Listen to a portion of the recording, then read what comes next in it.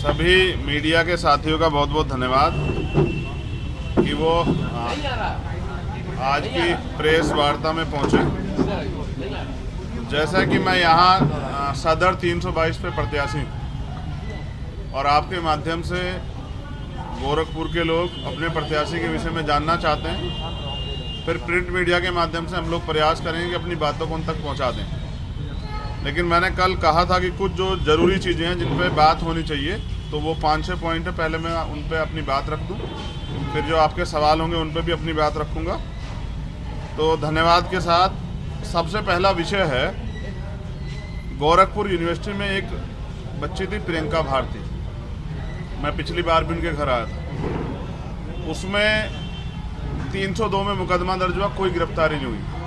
बताया जाता है कि जो जिन पे मुकदमा हुआ था, जो विभागाध्यक्ष थी दिव्या रानी जी, वो मुख्यमंत्री जी के करीबी, इसलिए उन पे कोई कार्रवाई नहीं। और अभी तो खबर है कि एफआईआर लगी है। उससे भी बड़ी बात यह है कि जो SC/ST एक्ट का कंपनसेशन का पैसा, 1 पैसा उनको नहीं दिया गया, क्योंकि अधिकारियों का कहना ये है कि अगर इनको पैसे मिलेंगे तो कोर्ट जाएंगे लड़ने के लिए, और अधिकारी चाहते हैं कि वो कोर्ट ना जाए। उससे भी अच्छी बात यह है, हमने सुना है कि यहाँ मुख्यमंत्री जी दरबार लगाते हैं।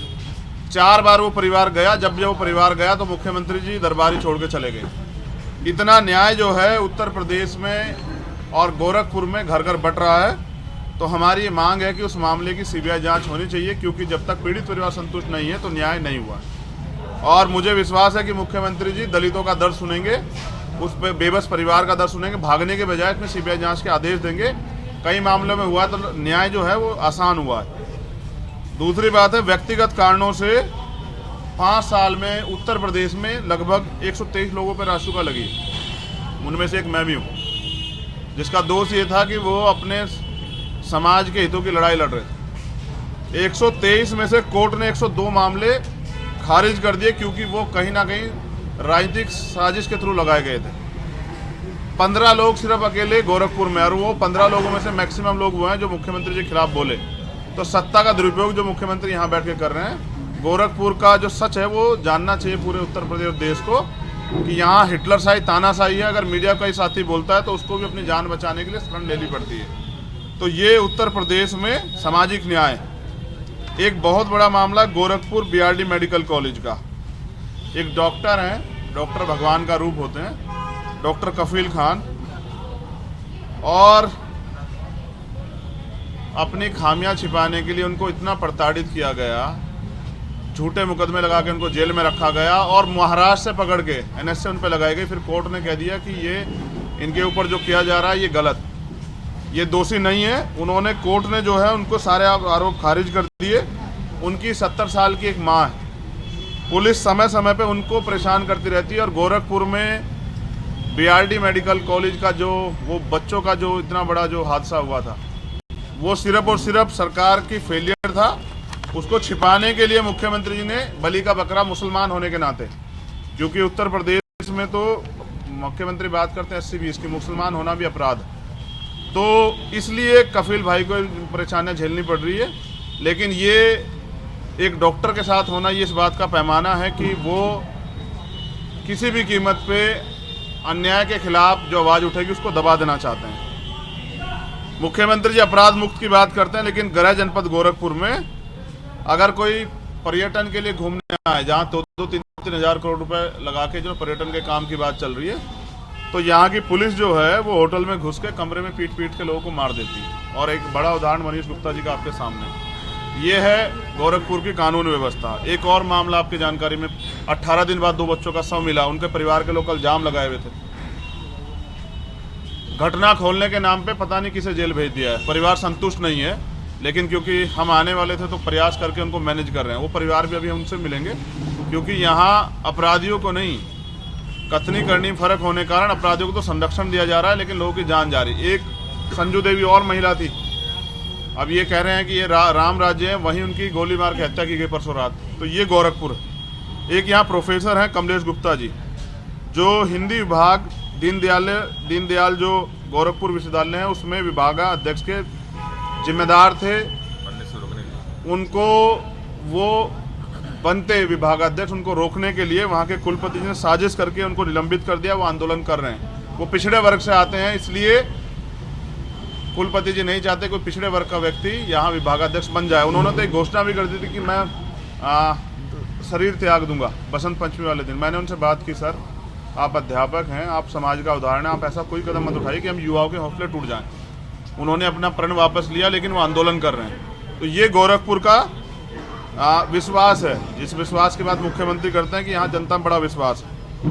2018 में गोरखपुर विश्वविद्यालय में असिस्टेंट प्रोफेसरों की भर्ती हुई थी, और गजब की बात यह है कि मुख्यमंत्री ने सब जाति के बड़े पैमाने पर लोग वहाँ स्थापित करा दिए। एक लिस्ट है पूरी, और मीडिया के साथियों से पता लगा कि जो लिस्ट 2 दिन पहले रिलीज हो गई थी कि भाई ये लिस्ट हो सकती है संभावित, वही लिस्ट वहाँ जाति पैमाने पे थी।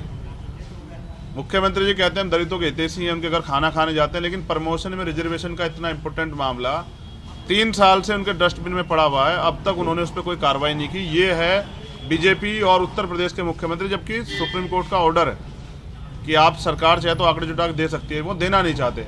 इससे क्या होगा, एक तो प्रमोशन रिजर्व होगा तो दलितों को सशक्तिकरण मिलेगा, दूसरा बैकलॉग आएगा तो नई नियुक्तियां होगी। तो ये भी मुख्यमंत्री नहीं कर पा रहे। 69 शिक्षक भर्ती का मामला आप जानते हैं, और मैं पूरी जिम्मेदारी से कह रहा हूँ मुख्यमंत्री इसके बाद चाहे मेरे ऊपर मुकदमा करा दें।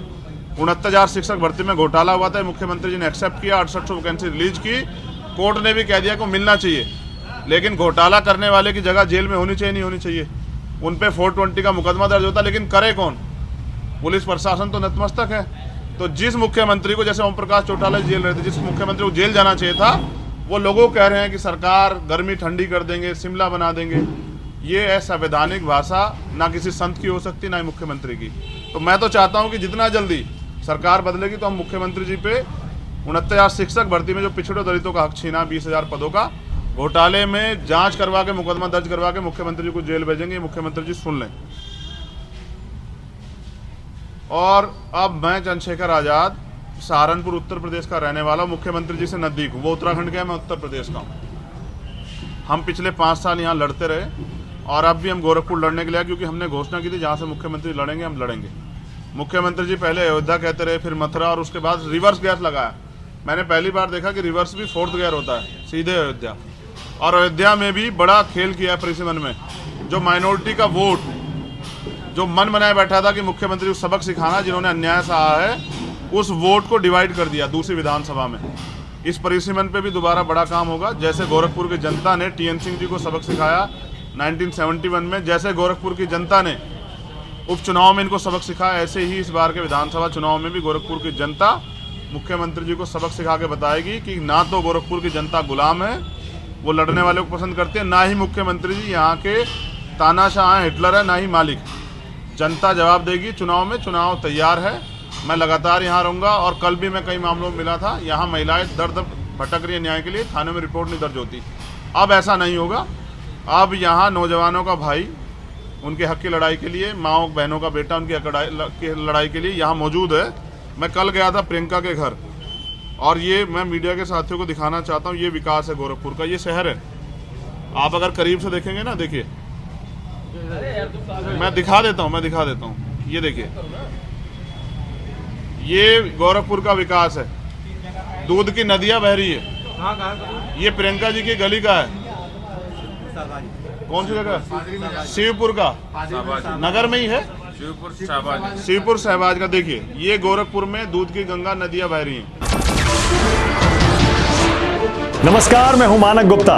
अगर आपको हमारा ये वीडियो पसंद आया हो तो इसे लाइक और शेयर जरूर करें, और हां, हमें सब्सक्राइब और फॉलो करना ना भूलें, ताकि आप देश और दुनिया की कोई खबर मिस ना करें। तो जुड़े रहिए हमारे साथ और देखते रहिए न्यूज़ 24।